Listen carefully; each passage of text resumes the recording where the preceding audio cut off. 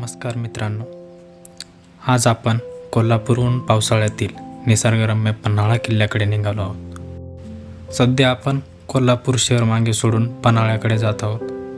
जसजसे पुढे जातोय तसतसे हिरवाईचे साम्राज्य दिसायला लागले. पावसाळ्यातील हा संपूर्ण परिसर धुक्याने वेढलेला असतो. प्रत्येक वळणावर एक नवीन आणि सुंदर दृश्य अनुभवायला मिळते. आणि अखेर आपल्यासमोर दिसत आहे ऐतिहासिक पन्हाळा किल्ला. हे आहे स्वराज्याचे वीर शिवाकाशीद यांचे स्मारक. छत्रपती शिवाजी महाराजांच्या सुटकेसाठी त्यांनी स्वतःचे बलिदान दिले. त्यांच्या त्यागामुळे महाराज सुरक्षितपणे विशाळगडाकडे पोचले. या महान वीराला मानाचा मुजरा.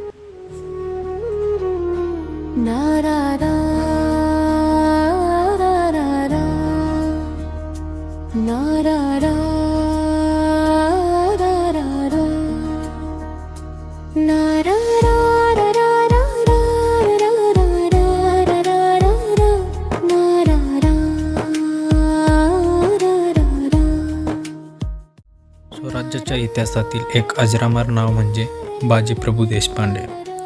छत्रपती शिवाजी महाराजांप्रती त्यांची निष्ठा आणि समर्पण अतुलनीय होते. पन्हाळगडाच्या वेढ्यानंतर महाराजांच्या सुटकेसाठी त्यांनी मोठी जबाबदारी उचलली.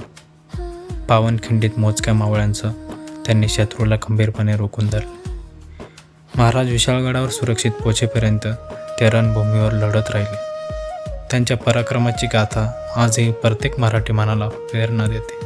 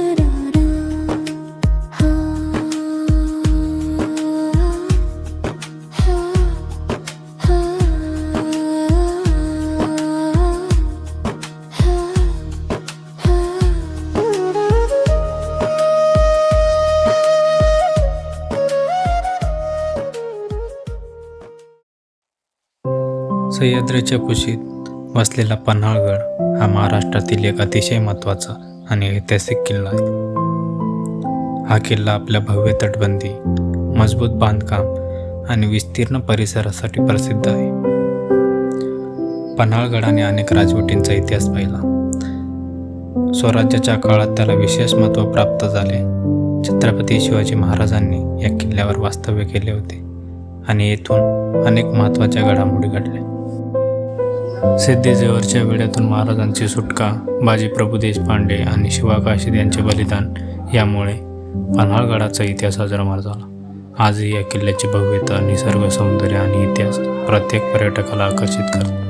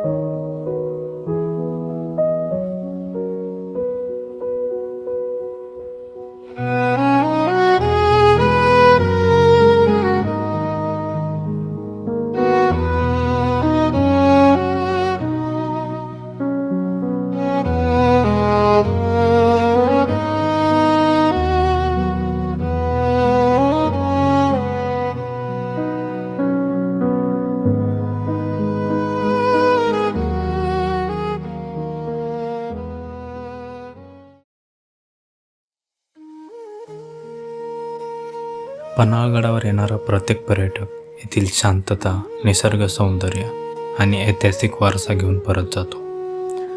जर तुम्ही ट्रेकिंग, किल्ले आणि निसर्ग यांचे चाहते असाल तर पावसाळ्यातील पन्हाळगड तुमच्या यादीत नक्की असायला हवा. शेवटी जय शिवराय. पन्हाळगडाचा हा प्रवास तुम्हाला कसा वाटला ते कमेंटमध्ये नक्की सांगा. ना रा रा